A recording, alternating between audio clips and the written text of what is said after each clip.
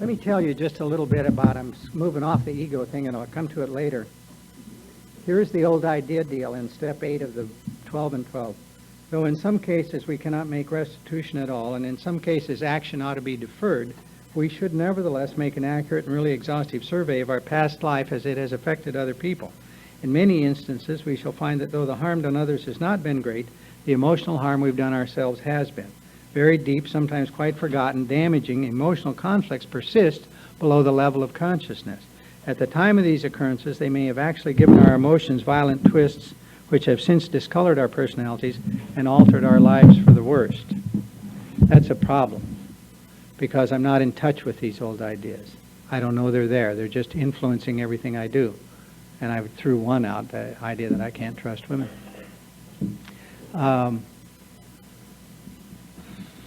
The last question happens. To go back to that ego thing, basically what he says is that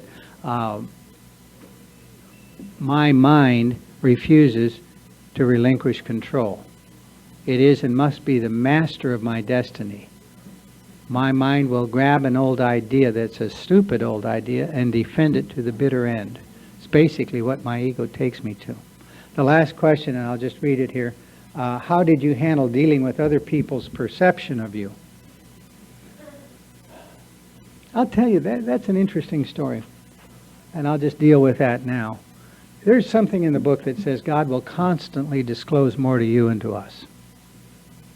And I noticed a few years ago that I don't have a sense of constant disclosure.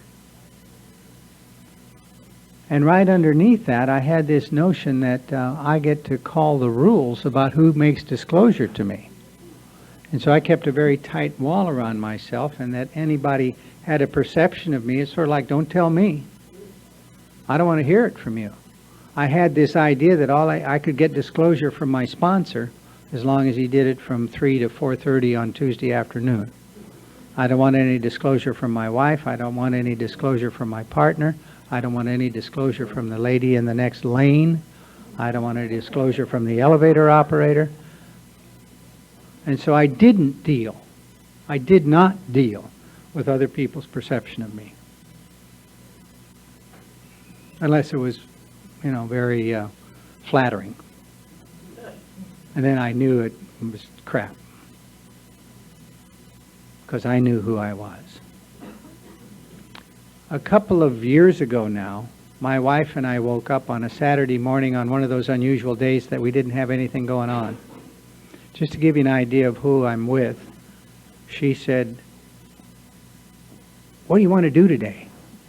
And I said, "God, I don't know. I just want to spend the day with you. What do you want to do today?" She said, "Let's give up an old idea." I thought, oh, man. I said, because I'm such a good member of AA, I said, "Okay, good idea." She said, "You want to?" I said, "Sure." She said, "You go first." I thought, boy, she's really brought me down the primrose path now. But we've never failed to get closer and to gain something from these kinds of things. And so I had been thinking about how come I don't have a sense of constant disclosure. And I'd been kind of chewing on the edge of the idea that I get to set the rules about who makes the disclosure and when. I get to set the rules about how I handle other people's perception of me. And I knew that I was in dangerous territory because I also know that there is a sense of constant disclosure if I have the receiving set on and am open to it. And I have all these rules about how come I don't want any constant disclosure. And so I decided that day, in a step 6 kind of prayer, am I willing to give up the notion that I can set the rules about disclosure? And I wasn't at first. And I said a prayer, take me to a place where I'm willing, gladly ready. Willing means gladly ready. To have you remove this idea that I get to set the rules on disclosure. And I was willing. Before the morning was over, I said, you know what? I'm willing to give that up. And what would the new idea be?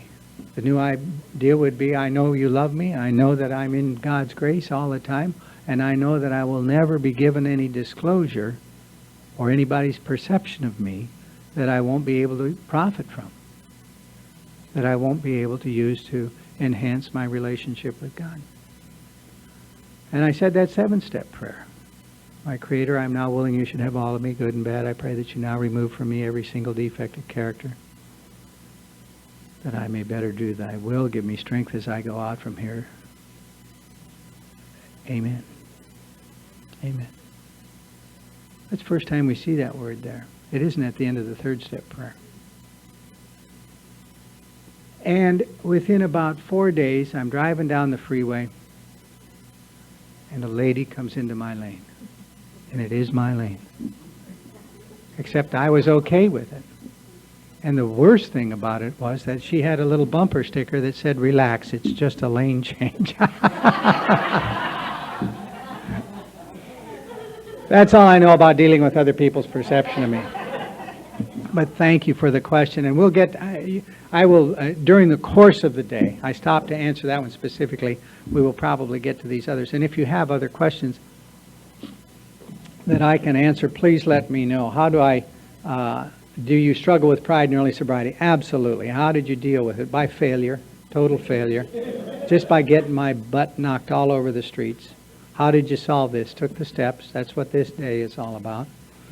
How early did you do a 4th and 5th? I answered that. How to gain trust? I assume this means how do you grow enough that other people trust you? Which is sort of the same question as how do I grow enough so that I'm willing to trust other people with the most important parts of my life? And this is really an interesting and slow process because we test it out and we test it out. And can I trust you? And can I trust you? And we mostly have to blow out the old ideas that say I can't trust anybody, because most of us come in here with those old ideas. And when we get to step 4 and step 5, we'll talk more about how do you even know if you have the old idea?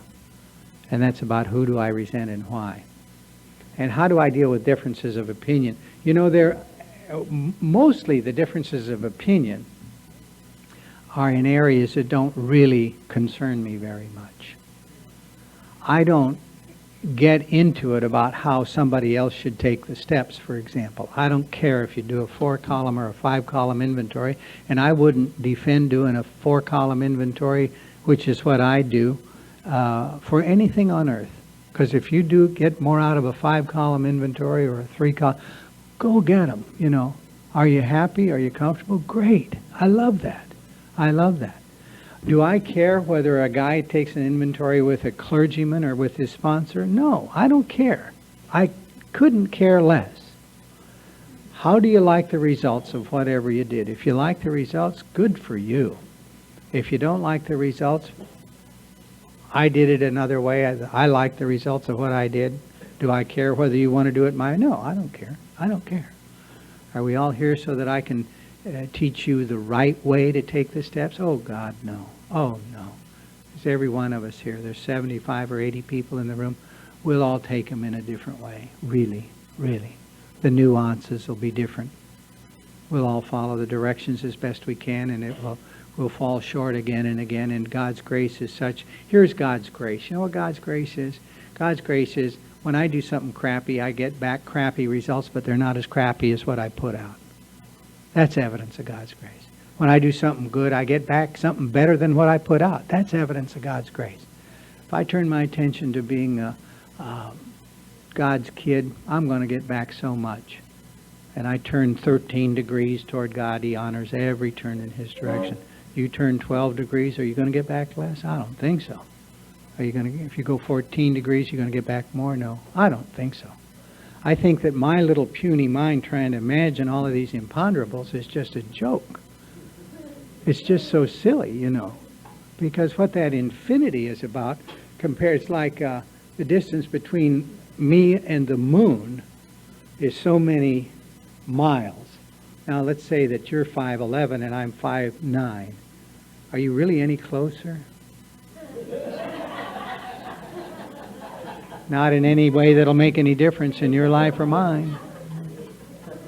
And so these differences of opinion mostly are used as ways that I can beat somebody else up. And that has to go. Because love and tolerance is our code. That's our code.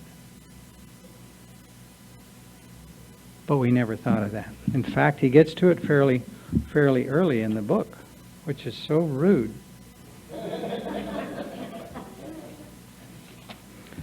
All right, that's those questions. And we'll address them, and you'll hear me address them in a different form as we go through the day. And please don't stop writing questions and raising your hand and doing all of that stuff. Here's what my triangle looked like, and there was no balance in it. I had some then exercises to do at step 2, which is chapter 4, called We Agnostics. Came to believe that a power greater than myself would restore me to sanity. I've looked at the sanity piece of it and realized that I am not sane. I am just not sane. The mind I brought into Alcoholics Anonymous is a beautiful thing to behold, but it is not sane. It's not sane. I was in a long-distance phone call with a woman that I cared a lot about one day, and she hung up on me. I wanted to kill her. I really wanted to kill her. That's not a mind that you want to go down the road with, you know. That's a mind that lacks proportion and can't think straight. Even I know that telling the judge she hung up on me is not a good defense to a murder charge. You know what I mean? But that's my mind. And we can all put in many, many examples of how our minds work, our secret, murderous, larcenous thoughts. I will publicly humiliate them. Why? Well, I don't know. I've forgotten why, but they've got it coming, and I'm going to do it. That. Now, what's the first thing that they had me do in chapter 4 was to go back to those bedevilments on page 52. And they said, you got to create a vision of sanity. Because at step 10, you're going to be in a proposition where every day is the day we carry the vision of God's will into all of our affairs. You've got to create your own vision of sanity. In other words, I'm having trouble with personal relationships. And we're in the middle of page 52, and those bedevilments, there's 10 of them that they gave me there. What would sanity look like in this area of personal relationships? And I gave that some thought. What do I really want? You know what I really came up with? I want to be safe to be around. I want other people to feel like I'm safe. I'll tell them the truth. I'll keep my agreements. I won't be bad-mouthing them. If I have an agreement with a woman in my life, I honor that agreement and I tell her the truth. If I have an agreement with my boss or a coworker or anybody else, I keep that agreement and I tell them the truth. I want to be safe to be around. I don't want children or adults to look at me out of the corner there like, what the hell is he going to do next? I don't want to be seen as dangerous to be around. We couldn't control our emotional natures. What do I really want? I want a sense of well-being that's consistently in my life. That's my ideal of how to live in this life, in that area. I was a prey to misery. What do I want? I don't want to be the victim to this sense of bad feeling all the time. I want to have a sense of usefulness. Prey to depression. I want to be able to express it. You know, we talk about, oh, I want to be rid of anger, but the truth of the matter is there are some situations that are going to make us angry. And maybe we should be. I mean, when that little boy runs out into the street, I get so frightened. And right underneath, and right after that, I get very angry. How am I going to express that anger? It's the expression of my anger that has shamed me many times. Because I can't say, you know what, that really made me angry when you said that, when you did that. It really, I can't tell you, it made me so angry. No, I start screaming at the top of my voice, don't you ever do that again. And it's not what I want. My anger shames me. That screaming shames me because it's so inappropriate. What do I want to do? The piece of it that I want is I want to be able to express how I feel in a loving and kind way. God, you scared me to death when you said that. You scared me to death when you did that. Oh, I just want you to know that that really made me so angry. And I know that underneath the anger is hurt. I know you. And I know because I love you so much that you're going to hurt me because I'm just exposed to you. But I just need you to know how I feel. Linda's dad died a couple of months ago. We went back to Kansas, and I fell in love with her family, her sisters and their husbands, and everybody came in from out of town to be there for the funeral. And God, we had even in that sad setting, we had the most wonderful time. And Monday morning when we came back, I woke up and I was scared and upset, and I couldn't tell you why. You ever wake up like that and you just can't get, why am I like this? Just wake up with a knot in your gut, and you're afraid, and you're hyper-vigilant, and I went through Monday like that, and of course I'm not telling her anything about it, because I don't want to say I'm afraid, and I'm angry, and I don't know why. I know we had a wonderful weekend, and I was there for you, and I felt good about that, and I love you, and I'm just feeling so pissy today that I'm afraid that if I start talking, and Tuesday was like, and Wednesday was like that. And Thursday morning I woke up. I finally prayed about it Wednesday night. I didn't have an answer, but Thursday I did Thursday I woke up and I got it. Here I am back in Kansas, and her loving family is all around me, and I'm in the midst of a loving family, and I'm drawn into that, and I'm loving them. And Monday morning when we came back from that, my subconscious is going, are you crazy? Do you know what happened to you the last time you were in the middle of a loving family? They weren't loving. You got your head taken off. That's the most dangerous place for you to be.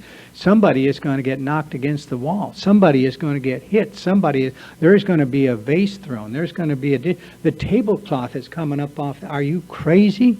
You want to relax and take it easy in a family setting? You're just going to see your mother get a black eye. That's what you're going to see. Families are dangerous. And I woke up Monday morning coming back from that going, Jesus, run for the hills. And I didn't know I was thinking that. All I knew is, get away from me. God damn it. And Thursday morning I got it.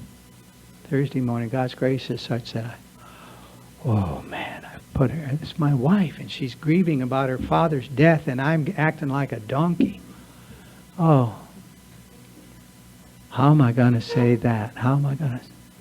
And I was in the study, and she getting ready to go to work, and she came in. I said, how you doing? And she said, I miss my dad. And she started to cry. And I put my arms around her, and I started to cry. And we stood there for 15 minutes and just sobbed, holding on to one another. Cried for all our losses. I cried for that goofy family I was raised in. I cried for being mean to her. I cried for withdrawing from her. I cried because of God's grace had let me see what was going on. I just wept. And then I could say, and she knew when I wept like that with her that it was healing. And then I could articulate what was going on as I just told you. And I don't even know why I told you. You know why I told that story? No, nobody knows. Well, anyway, that's God's grace in my life. That is God's grace in my life. That's the kind of person I want to be. That's the prayer. Can I control my emotional nature? Oh, not so much. Can I be taken at least to a place where I'm safe to be around? Yeah. Does sometime it take a few days? Yeah. Well, is that going to be the way it is? Oh, we'd like to tighten it up some, but that's a pretty deep cut, I mean, that is midbrain stuff for me. The fact that we can live with resolution on that is amazing. Am I full of fear? Yes. Feeling of uselessness? Yes. Was I unhappy? Yes. Couldn't see. So write a vision of sanity to address all of that stuff.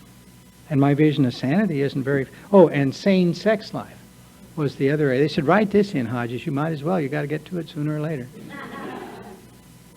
What's the problem with the way my sex life has been run? I'll tell you the problem. I want power.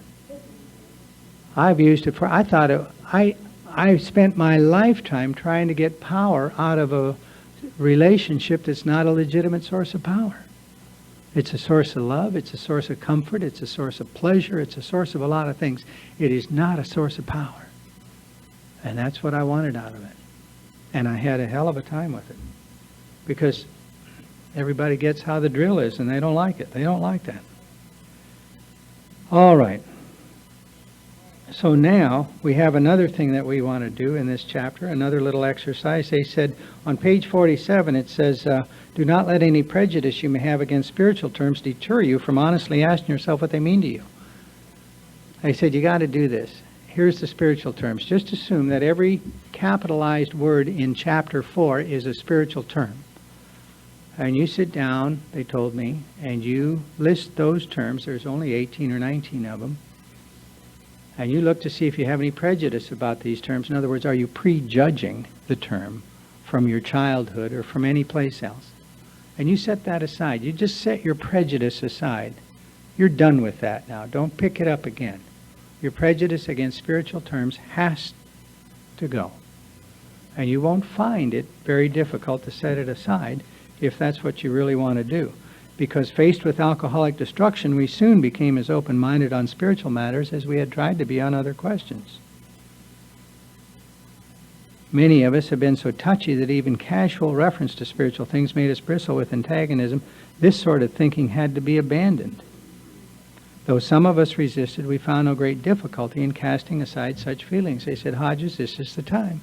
You got to let your nonsense go. You got to look at each of these spiritual terms and write out what it means to you.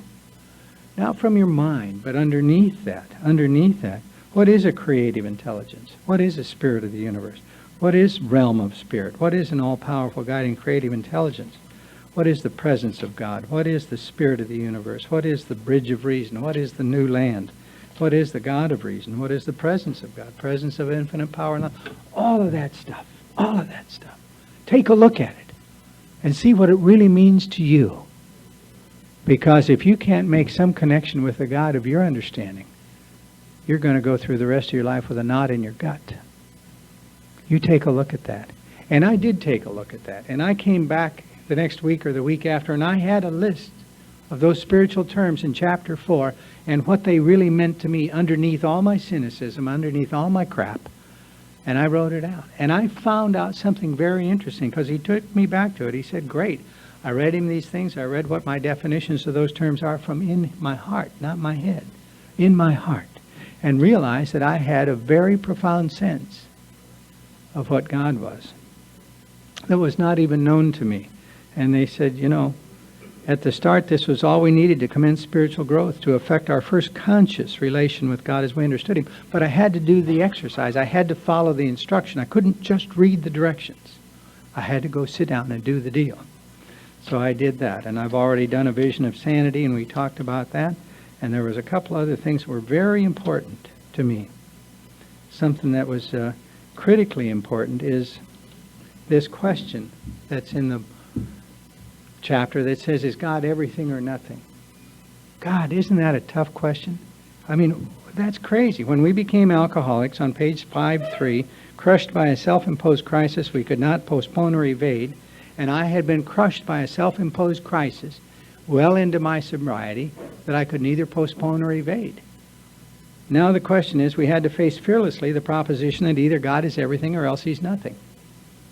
God either is or He isn't. What is our choice to be? They said, Hodges, you got to answer that question. I said, oh my God, I don't... What are my choices again? God either is or He isn't. He's either everything or He's nothing. What is the choice? I said, it's so easy to say, oh, He's everything. No, He's not.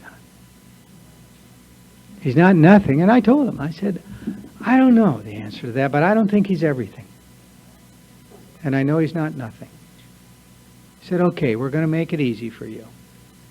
You've been educated way past any ability you have to think or reason. Answer this question. And this question became a key question for me. Here's the question. What 5 things will I not give up for a better relationship with God? What 5 things? Well, I've got 5 things. You'll be glad to know.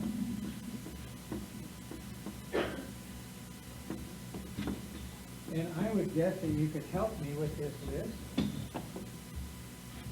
What do you think that was more important to me than a better relationship with God? Women. Very good. I'll use the short version of it. I'll call it sex. But women, that's right, women. And so it's not just sex, but it's also approval. I want their approval. That's very important. In fact, I'm addicted to a drug called approval. And then I marry my dealer and the fight is on. You know what I'm saying? What else do you think would have been on my list? Yes, sir. Money. Very good. Now we get, right. So now we got the greed and groin syndrome going on here. Huh? Sounds like a steakhouse, doesn't it? Let's go down to the greed and groin. Do you think control was important to me? Now we're cooking. Now we're coming together as a group. What else might have been important to me? Pride. I'll put that one in there. Somebody said prestige, and you know what it was? It was my image. My image. And all the things that comprised my image. All of that. There's sex. And there was something else, and it's sort of like control. It's anger. Anger. Why? Because I can keep them at bay with anger. Anger. And my expression of it. More important to me. That's 2, 4, 6, 7. I had 7, and I'm not sure it was exactly this list, but you get the idea. Anybody can make the list. What is more important to me than a better relationship with God? Sex, approval, money, control, pride, image, anger, career. Career. And that was part of my image and part of money and all of that. Okay. Now that's good to know, because down here, it'll be number 9 on this list, is what? Better relationship with God. Better relationship with God. I'll just put BRWG down there. BRWG. Okay, they said, now we know. That's great. Is God everything or nothing? Well, he's number 9 on a list of 9. Okay, now we're telling the truth about it. Why is that important, Hodges? They said, I go, I don't know. Oh. They said, yeah, you do, because in a little bit you're going to be asked if you're willing to turn your will and your life over to the care of number 9 on a list of 9. What do you think your answer is going to be? No, thank you. No. And what are the first 8? I'll tell you what they are. This is where I go for power. That's where I go. I go to sex, I go to approval, I go to money, control, pride, image, anger, career. That's where I go for my power. Is there any power in any of those things for me? No. Do I go there anyway? Yes. Out of another hope that I'll be able to get a little power this time out of all of that stuff. Okay. All right. God either is or he isn't. This doesn't really, in that form, help me answer that question. And they said, you know what? You'll never have any peace until that list has been reprioritized. And this is antiquity. Moses came down with the tablets. One of those commandments says, thou shalt have no other God before me. Well, I got 8 of them that I worship. I also worship my emotions. I think if I feel it, it's true. Moses was a funny guy. He came down with those tablets and said, I've got good news and I got bad news. Everybody was gathered around. They said, well, give us the good news. He said, well, I got him down to 10. And he said, give us the bad news. He said, adultery is still on the list.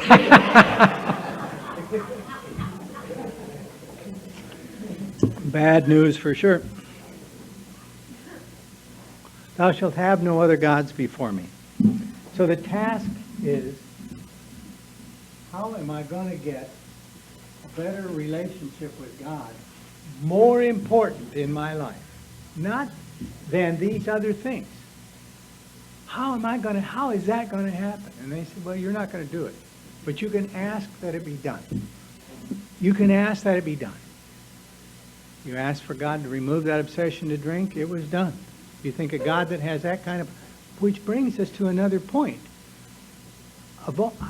At that point in my life, the God that I had in my life, of all of the ideas of God that I could have chosen, I chose one I didn't like very much.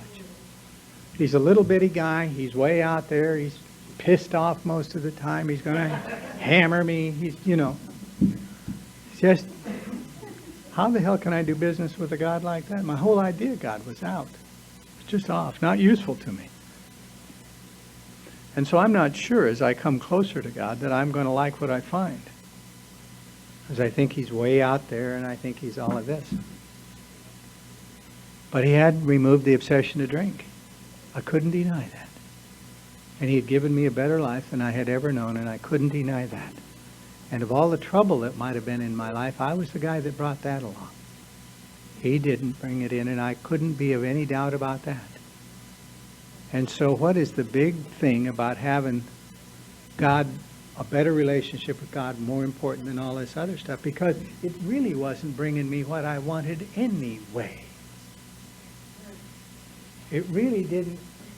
No. And it isn't, we're at step 2 now, so it isn't about getting rid of these things. It isn't about have them removed. It is simply a reprioritization of these things. Why? Because they're bad? No. Because they get in the way of a better relationship with God. Is sex bad? No. Is money bad? No. Is career bad? No. If your children are on this list, is that bad to adore your children? Of course not. Of course not. It's about letting it go. Because you see, just to put a little finer point on it, this is what happened to me when I said the 3rd step prayer. It's a powerful prayer. This stuff here is the bondage of self. And I say, relieve me of the bondage of self. All that crap went out of my life. It scares you to death. Yeah, goodbye. Goodbye. The sex was gone. The approval was gone. The money was gone. The control was gone. I had no pride. I had no image left. I had anger. All that was left was anger. That's not exactly what you build a life on. As fun as it may be. So, would it be fine with you if we went about 10 minutes past the noon hour so I can complete this? Is that all right with everybody?